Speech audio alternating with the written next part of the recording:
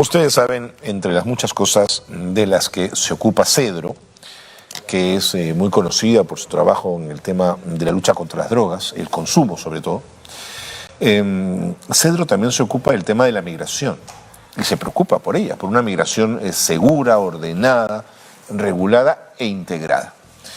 Para hablar un poquito de ello y para hacer además una exhortación a la formalidad y a la regularización a quienes vienen de otros países a vivir al nuestro, está con nosotros nuestra invitada Nancy Arellano, directora de proyectos de integración de Cedro, justamente para hablar de esta problemática. Nancy. Hola, Carlos. Siempre es un gusto, ¿eh? No, igualmente. Bienvenida. A ver, ¿por dónde comenzamos? ¿Por qué te parece o por qué es tan importante que todos los extranjeros en el país en situación irregular tramiten antes del 10 de noviembre esto que se ha llamado el carné de permiso temporal de permanencia? Bueno, porque básicamente si tú no tienes documentación dentro del país donde te encuentres, básicamente no existes. Es decir, para poder operar dentro del sistema financiero, para poder incluso acceder al sistema sanitario, se requiere que haya documentación, ¿no?, vigente. Esto es un tema de seguridad desde toda perspectiva. Es decir, estamos hablando de seguridad para los extranjeros en territorio, de garantizar el acceso a los sistemas de protección, como estamos hablando de temas de seguridad ciudadana, incluso de seguridad multidimensional y hemisférica, porque para nadie es un secreto que tenemos también una crisis sobre el tema de trata de personas, donde ya estamos hablando de crimen organizado transnacional, y que las personas sin documentación son personas más vulnerables a ser víctimas de trata, porque al no conseguir, por ejemplo, empleos formales, no poder acceder a los sistemas formales de empleo, son víctimas de ofertas engañosas, en negro. Por supuesto.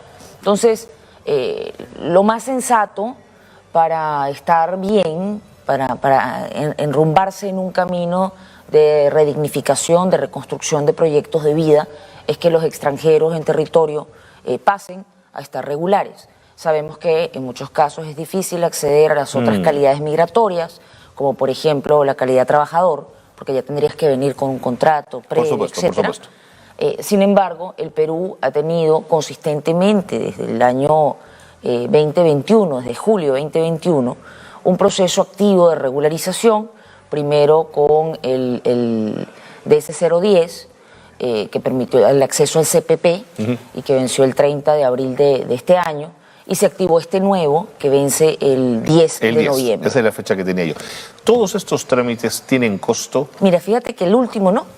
Este CPP último que se ha activado no tiene costo. Lo cual es extraordinario, ¿no? Sí, no hay barrera económica. Así es.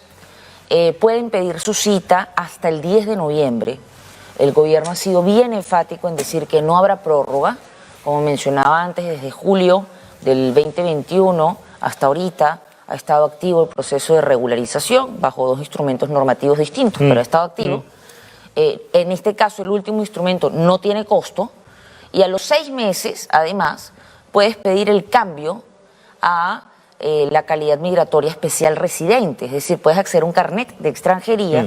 Eso ya está activo porque salió recién el TUPA, el Texto Único de Procedimientos Administrativos.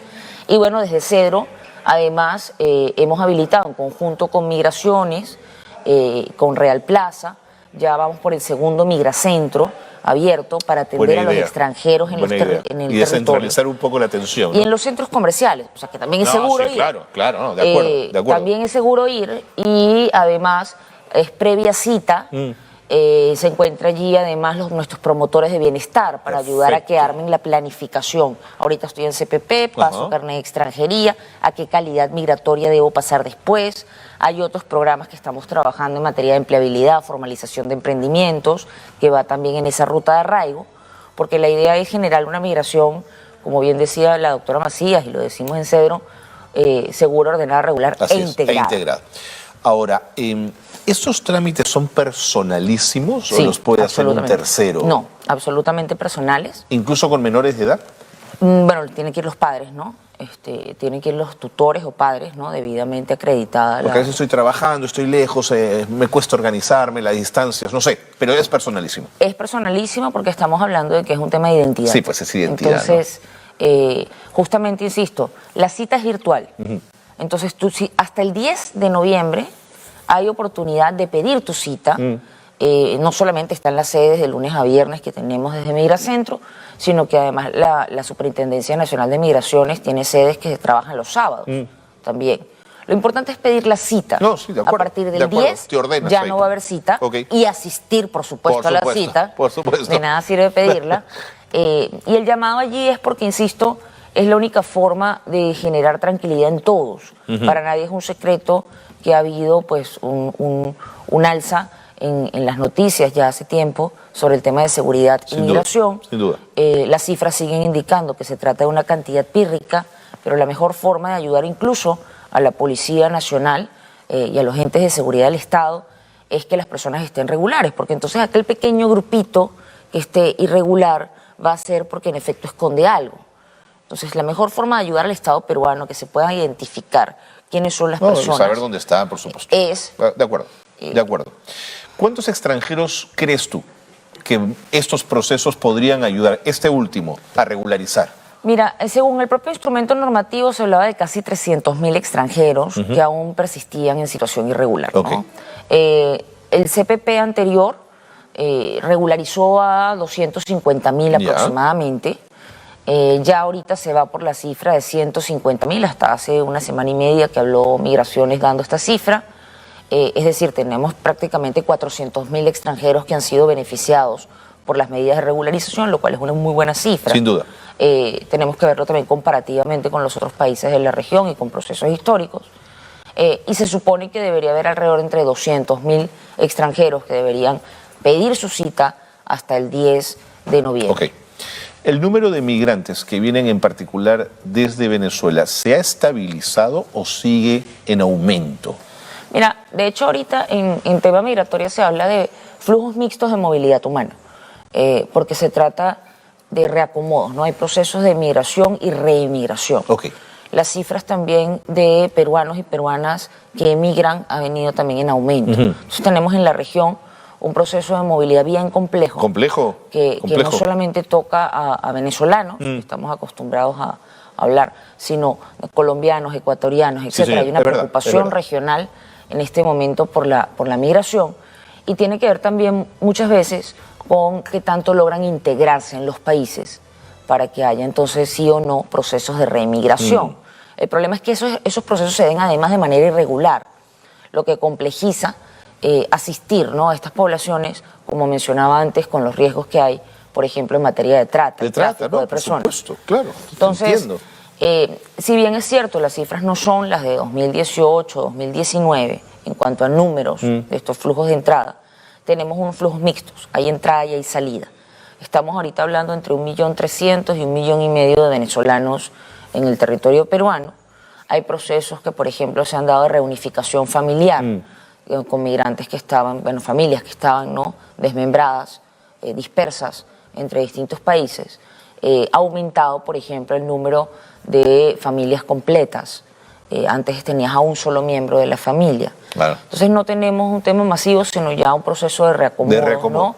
Por una parte, salvo que ocurra algún tipo de nueva crisis, ¿no?, que estimule, ¿no?, el flujo. Recordemos que la migración finalmente responde, ¿no?, a las causas del país de origen. Seguro. Por eso es que no teníamos como este escenario hace 20 años, ¿no?, de acuerdo, sino ahorita.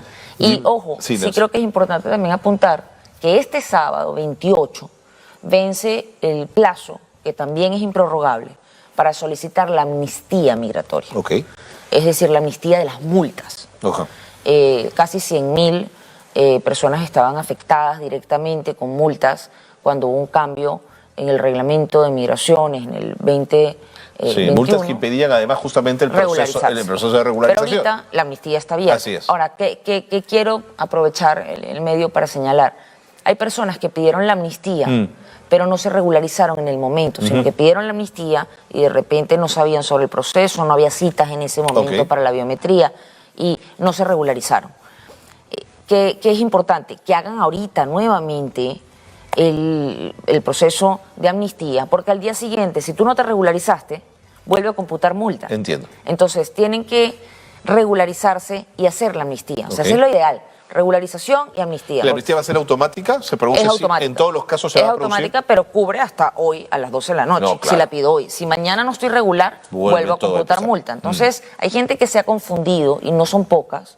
Se calculaba que alrededor de un 30%.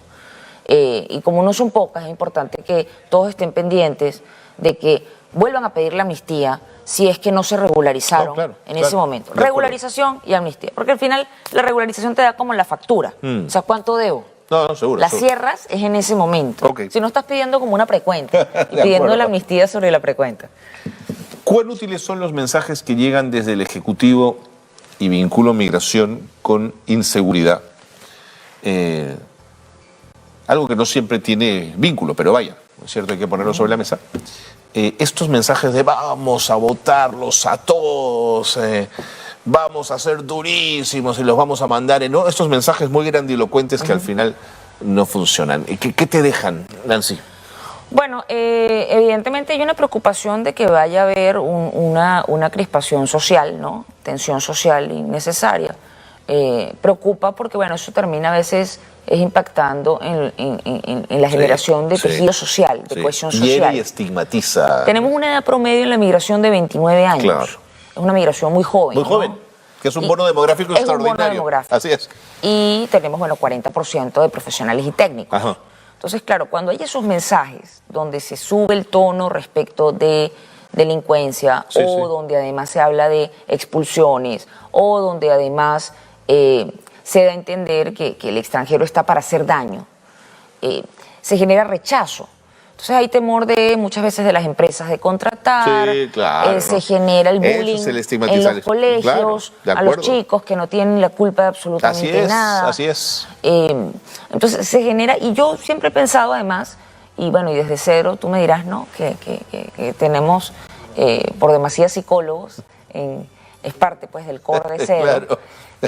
Que nos preocupa mucho el tema de la salud mental De acuerdo. y cómo se puede generar pues una angustia innecesaria, una tensión social innecesaria, una angustia en el ciudadano de a pie en Lima, seguro. que escucha de repente el acento del extranjero y puede hasta asustarse. Sí. Y las cifras, la verdad, porque las hemos revisado muy acuciosamente, tanto del INPE como de la Policía Nacional por acceso a la información pública, revelan que la verdad es que la tasa por cada 100.000 habitantes es inferior a la media nacional. Okay. La migración no sube la tasa de criminalidad. Y cuando estamos hablando de delitos, la caracterización de los delitos, tampoco existe realmente prueba de que haya mayor ferocidad de forma estándar, ¿no? Ha habido casos, hitos muy lamentables, pero en este caso siempre hay que resaltar que la nacionalidad no puede ser la característica de la terribilidad, ¿no? De una persona. El delincuente Ni es el color de delincuente piel, más allá de donde haya nacido, por supuesto. Correcto. Entonces hay parte en la que si empezamos a ver el tema sin la etiqueta del color de piel, o sin la etiqueta de género, o sin la etiqueta de la nacionalidad, vamos a empezar a poder tener una caracterización en realidad más precisa, ¿no? Del problema social, de la inseguridad, y por supuesto entender que al final esto es un ciclo que tenemos que romper y que tenemos que generar un ciclo virtuoso. Y es decir, la formalización, la regularización, buscar pues la inserción socioeconómica, porque al final, mira, el Fondo Monetario Internacional habla de la posibilidad de que el Perú se enriquezca con 4.5. No hay duda, los puntos de PBI que significa la migración. Si logramos subir esas barreras, ¿no? Muchas gracias. Muchísimas gracias. Me gusta la frase que acuñan ustedes, ¿no? Migración segura, ordenada, regular e integrada. Gracias por haber estado con nosotros. Integrada. Nancy Arellano, directora de Proyectos de Integración de Cedro, hablando de la migración con esa precisión además y esa data con la que cuentan en Cedro. Pausa, vamos con los deportes.